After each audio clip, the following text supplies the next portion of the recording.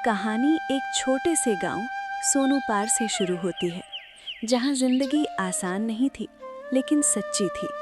यहाँ लोग अमीर नहीं थे पर मेहनती जरूर थे। गांव के चौराहे पर एक छोटा सा ठेला लगता था, लेकिन उससे उठने वाली खुशबू पूरे गांव के माहौल को भर देती थी। उस ठेले का नाम था चंदन चिकन करी वाला। चंदन बहुत मेहनती और शांत स्वभाव का था। चंदन के हाथों में ऐसा जादू था कि जो उसकी चिकन करी एक बार खा लेता था वो उसे भूल नहीं पाता था। एक दिन रोज की तरह चंदन चिकन लेने बाजार जाता है। बाजार पहुंचते ही चंदन देखता है कि वहां बहुत भीड़ है। चारों तरफ शोर और हलचल है। इसी भीड़ के बीच चंदन धीरे धीरे आगे बढ़ता हुआ चिकन की दुकान पर पहुंचता है और फिर दुकानदार से चिकन खरीदता है। भाई 10 किलो ताज़ा चिकन दे दो, थोड़ा जल्दी करना क्योंकि दुकान लगाने का समय होने वाला है। चंदन भाई, आज से चिकन का दाम थोड़ा बढ़ गया। कितना बढ़ा दिया है भाई? ज्यादा नहीं भाई, बस 240 रुपए किलो। इतना ज्यादा चलो दे दो, कर भी कह सकते हैं। बाजार से घर जाते समय चंदन के मन में बार बार यही सवाल आ रहा था कि अगर चिकन महंगा हो गया है तो उसे अपने प्लेट का दाम भी बढ़ाना होगा। रोज की तरह चंदन अपना ठेला लगाता है और उसके पुराने ग्राहक उसकी दुकान पर आते हैं। एक प्लेट गर्मा गर्म चिकन करी दी ना। भाई आज से चिकन करी का दाम बढ़ गया है, 180 रुपए प्लेट। क्या इतना महंगा? इतने में तो हम मटन खा लेंगे। धीरे धीरे ग्राहक जाने लगते हैं। जिस ठेले पर भीड़ हुआ करती थी अब वहां सन्नाटा था। इस बात को लेकर चंदन बहुत चिंतित था। चंदन चिंता में कहता है, अगर ऐसा ही चलता रहा तो सब खत्म हो जाएगा। कभी कभी मेहनत कम नहीं होती है लेकिन किस्मत साथ छोड़ देती है। तभी उसके ठेले पर एक अजनबी आदमी आया। उसने साधारण धोती कुर्ता पहना हुआ था। उसके चेहरे पर एक मुस्कान थी। तभी वो अजनबी आदमी बोलता है, भैया एक प्लेट मटन करी दे दो, बहुत भूख लगी है। मटन नहीं है भाई, चिकन करी है। अच्छा चलो वही दे दो। चंदन उसे चिकन करी देता है। भाई तुम्हारी चिकन करी का स्वाद तो बहुत बढ़िया है, लेकिन इसमें एक चीज की कमी है, मटन की। मुझे मटन बनाना नहीं आता भाई। तुम्हारे गांव में ऐसा मटन कोई नहीं बना सकता जैसा बिहार में होता है। आप बिहार से हैं क्या भैया? हाँ भाई, अगर चाहो तो मैं तुम्हें बिहारी मटन बनाना सिखा सकता हूँ, लेकिन अभी जाना होगा, फिर मिलते हैं भाई। बिहारी आदमी चिकन करी खाकर वहां से चला जाता है। शाम तक मुश्किल से चंदन की 2 प्लेट ही बिकी थीं।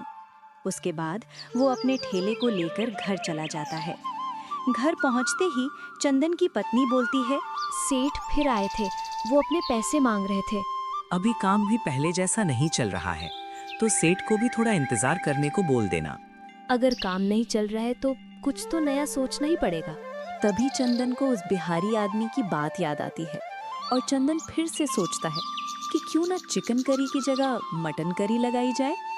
अगली सुबह चंदन उस बिहारी आदमी को पूरे गांव में ढूंढता है और ढूंढते ढूंढते वो एक चाय की दुकान पर पहुंचता है। चंदन वहां बैठे बूढ़े आदमी से पूछता है, बाबा आपने किसी बिहारी आदमी को देखा है जो धोती कुर्ता पहनता है? नहीं चंदन बेटा। कभी कभी उम्मीद मिलती है लेकिन उसे पकड़ने के लिए दौड़ना पड़ता है। ढूंढते ढूंढते चंदन को वो आदमी एक मटन की दुकान पर बैठा हुआ मिलता है और चंदन वहां पहुंचकर उस बिहारी आदमी से कहता है, बिहारी भाई मुझे मटन करी बनाना सीखना है। तभी बिहारी आदमी चंदन को जवाब देता है, उसमें कोई बड़ा राज नहीं है, जैसे चिकन करी बनाते हो वैसे ही बनाओ। खड़े मसाले जाती डालना, तेज पत्ता, लौंग, इलायची और मटन सरसों के तेल में ही पकाना, और अगर दिल से बनाओगे तो स्वाद अपने आप आ जाएगा। धन्यवाद बिहारी भैया। अगले दिन चंदन ठेले पर एक नया बोर्ड लगाता है, चंदन बिहारी मटन वाला। जैसे ही सरसों के तेल में मटन भुनना शुरू करता है, गांव में मसालों की खुशबू फैल जाती है।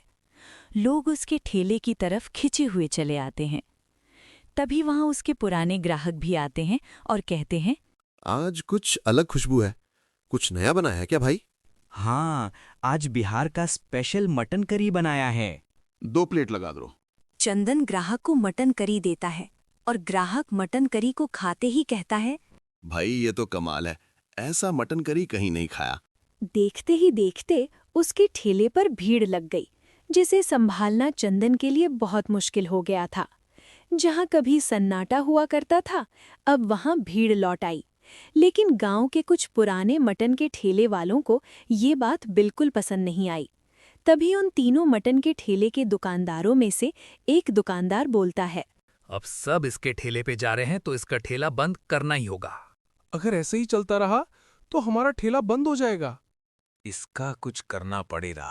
तीनों दुकानदार मिलकर एक साजिश करते हैं। अगले दिन उन तीनों में से दो दुकानदार चंदन को अपनी बातों में उलझाते हैं और तीसरा ठेले वाला चुपके से उसके मटन के भगोने में मरी हुई छिपकली डाल देता है। इसी समय गांव के मुखिया वहां आ जाते हैं और कहते हैं, अरे चंदन, तेरी मटन करी की चर्चा तो बहुत सुनी है। आज खाकर देख ही लेता हूँ कि लोग सच ही कहते हैं या फिर अफवाह ही है। चंदन मुखिया को मटन करी देता है। अरे ये क्या, छिपकली?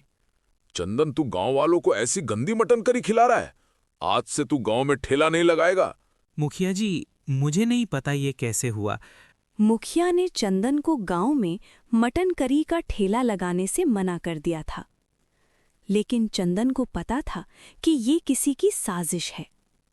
अगले दिन वो उन तीनों ठेले वालों में से एक ठेले वाले के पास गया और कहा, अगर तुम गांव वालों के सामने सच बताओगे तो मैं तुम्हें बिहार का स्पेशल मटन करी बनाना सिखाऊंगा। ठीक है, मैं गांव वालों के सामने सच बता दूंगा। चंदन मुखिया और गांव वालों को चौराहे पर बुलाता है और ठेले वाले को भी बुलाता है। मुखिया जी, चंदन बेगुनाह है। हमने ही इसके मटन करी में छिपकली डाली थी। तुम तीनों ने एक निर्दोष को फंसाया है। आज से तुम तीनों गांव में ठेला नहीं लगाओगे। आज से चंदन, तू ही गांव का अकेला मटन करी वाला होगा। ये सुनकर चंदन मन ही मन बहुत खुश होता है और अगले ही दिन चंदन का ठेला फिर से चौराहे पर लगता है और पहले से भी ज्यादा भीड़ होती है। लोग दूर दूर से उसकी मटन करी खाने आने लगे। मेहनत और ईमानदारी की वजह से चंदन अब पूरे सोनूपार गांव में मशहूर हो चुका था। वो कहते हैं ना कि अगर काम मेहनत और ईमानदारी से किया जाए तो उसका फल एक न एक दिन जरूर मिलता है।